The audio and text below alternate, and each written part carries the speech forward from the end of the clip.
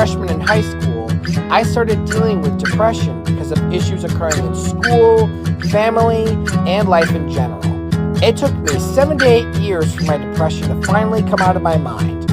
I even wrote a podcast about the story what caused the depression to finally come out of my mind. Here's what Grade 9 Depression podcast helped me on. I've started to deal with the depression once again, even after the story about what caused my Grade 9 depression to come out of my mind. Here are the reasons why. The first reason why I have started to deal with depression once again was because a lot of activity hasn't gone the right way. Even after a temporary school podcast was written, a lot of activity hasn't gone the right way. The memories have not supposed to be expected. The second reason why I've been dealing with depression once again is because my family issues have gotten worse lately and have never gotten resolved when my depression started. It was bad enough at the start, but now it's completely worse. My grandma has done enough excessive calls since it's hard to visit her since she shares the same kitchen and walkway as my aunt and uncle.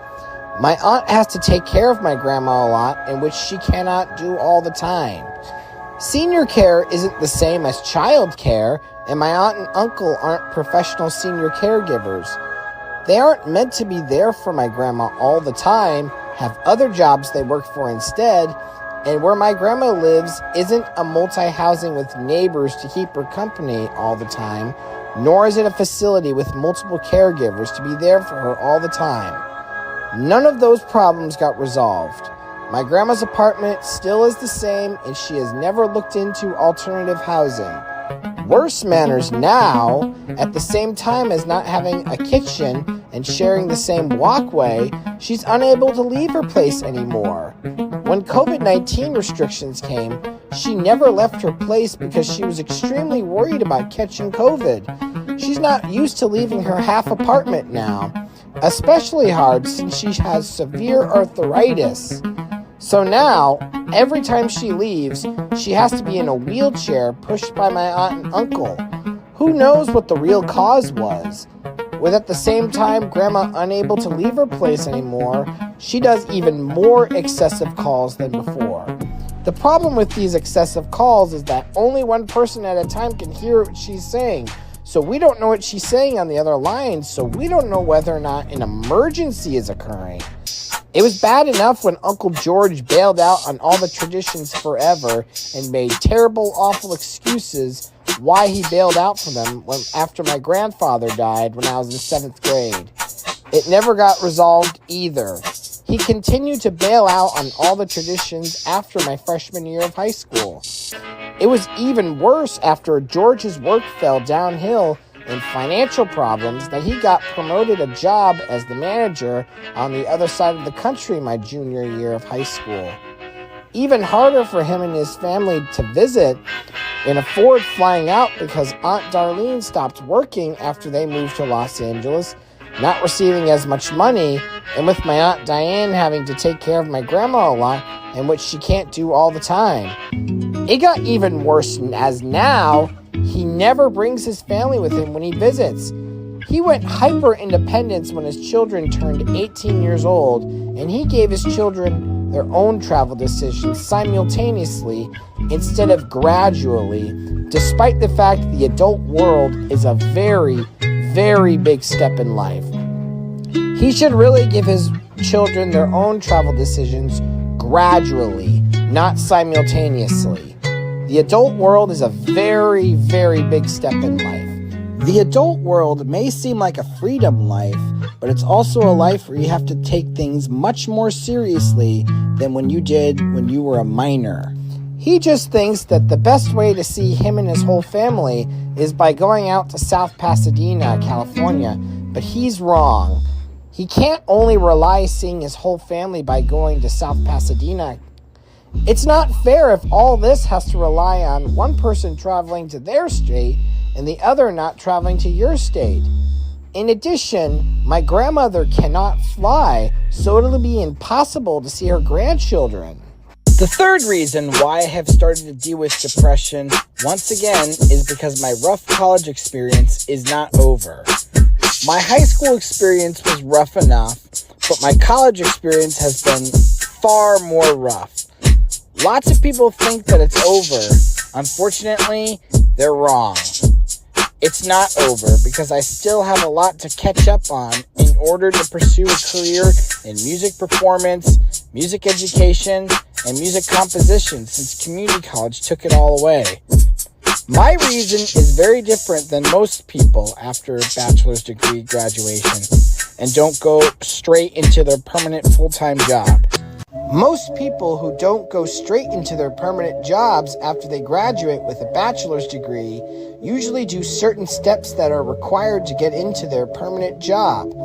Jobs such as educators, lawyers, doctors, and more. For me, I have to catch up on my performance experience and learning the other instruments in order to pursue a career in music performance, music education, or writing music since community college took those opportunities away. I don't have enough music performance experience since I was at community college majority of my college years, and community college doesn't offer any instrumental ensembles. I don't know the concepts of the other instruments since I was at community college all these years. Community college doesn't have instrumental ensembles, and I wanted to get back into my French horn and trombone. Community college isn't a professional college at all. If you want to pursue a career in arranging music, full orchestras, music performance, or music education, I wouldn't recommend community college at all. Most people who attend community college attend by their own choice and their own decision. For me, I had no other choice but to attend, even though I was reluctant to. University of New Haven didn't have enough support in the disability services, and they weren't responding in the right manner after Daphne Schroeder took my behavior the wrong way. I wanted to get away from University of New Haven and wanted University of New Haven to not have any contact with me anymore. Because I was a commuter student first semester and couldn't engage with university campus, I didn't know why University of New Haven wasn't responding in the right manner, so because of that, I wasn't sure whether or not the next university I would transfer to would respond in the same manner. I didn't have enough backup colleges since my parents suggested me to live at home for college, which was a bad idea, so I wasn't sure where to transfer to, and I lost interest in the New York colleges after I found the extreme limits with living at home and commuting. It was most likely too late to transfer to a different university, since because of all this, we didn't make our final decision to leave University of New Haven till 6 days after Thanksgiving. The residence halls at other universities were most likely full. Because of that, I couldn't transfer to a different university. The only way for me to get away from University of New Haven and avoid them from contacting me was to transfer to community college. The fourth reason why I've been starting to deal with depression once again is because COVID-19 has been way too complicated lately. Despite the fact COVID-19 is not new, despite the fact there's no restrictions, despite the fact the pandemic is over, people have been getting COVID every winter and I've had to quarantine. It's been way too complicated. The fifth reason why I'm starting to deal with depression once again is because my sister has a huge addiction to TV. She's always loved watching television. Her first year, her junior year of high school, of being too old to do Broadway boot camp, her addiction to TV became huge unexpectedly. During her high school summers, she did nothing at all. She didn't get a job, she didn't do any summer programs, and she didn't do any summer school courses. Her huge addiction to TV became worse during her college years. The only thing she did during her college summers was only one summer course. Doing only one summer course during college summers isn't enough to get you out of the TV world because college summers are a lot longer than high school summers. You need to do more than just one thing during college summers. She won't even have a life. It's been a year since she's graduated from college and she still doesn't have a job. I don't know why she doesn't have a job. She's not in school at all. Her not having a job has been a big problem. Watching TV all day, every day won't help her get a job at all. It's been creating a lot of financial problems. Freedom is not the primary thing what being an adult means. Being an adult mainly means taking more responsibilities and taking things much more seriously than when you were a minor. Sitting down, watching TV all day, every day, and not getting a job is not acting like an adult. We can't let watching TV all day, every day be her life, because that's not going to help her get a job. We can't allow my sister to not work.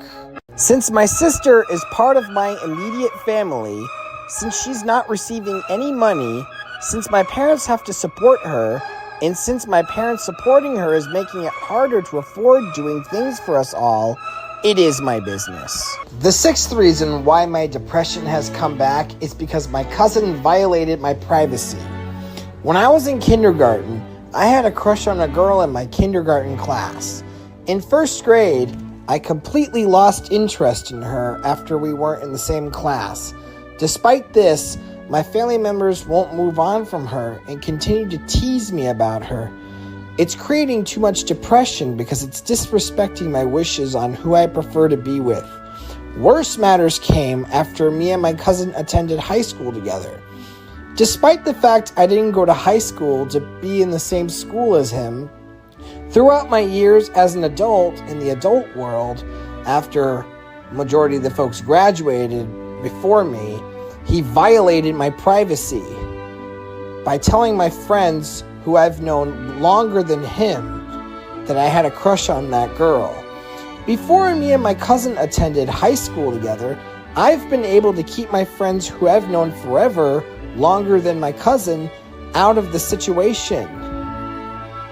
It's been hard enough with family members not moving on from her, as it's been disrespecting my wishes on who I prefer to be with.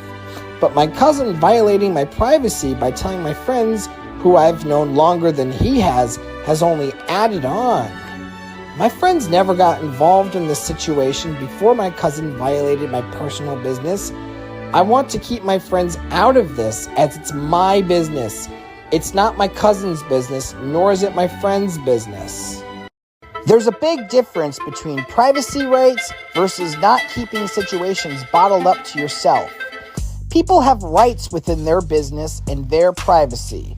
It's within my rights to decide whether or not my friends can get involved in knowing who the girl I had a crush on in kindergarten was.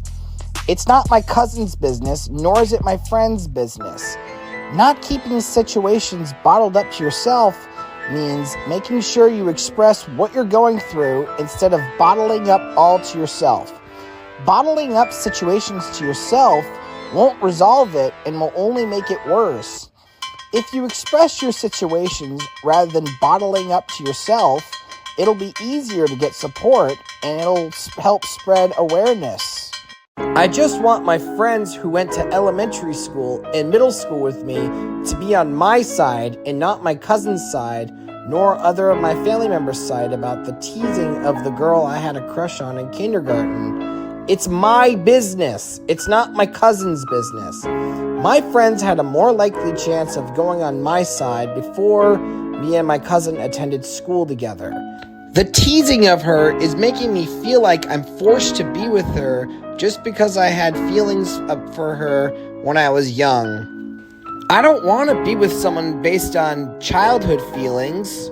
In addition, I really want my elementary school and middle school friends to stay out of the situation with my grandma's false half-in-law apartment. I want to talk to them about it peacefully, not defiantly or dismissively. Before me and my cousin attended high school together, I've been able to talk about it with friends peacefully rather than dismissively and defiantly. I've had this right longer than my cousin has.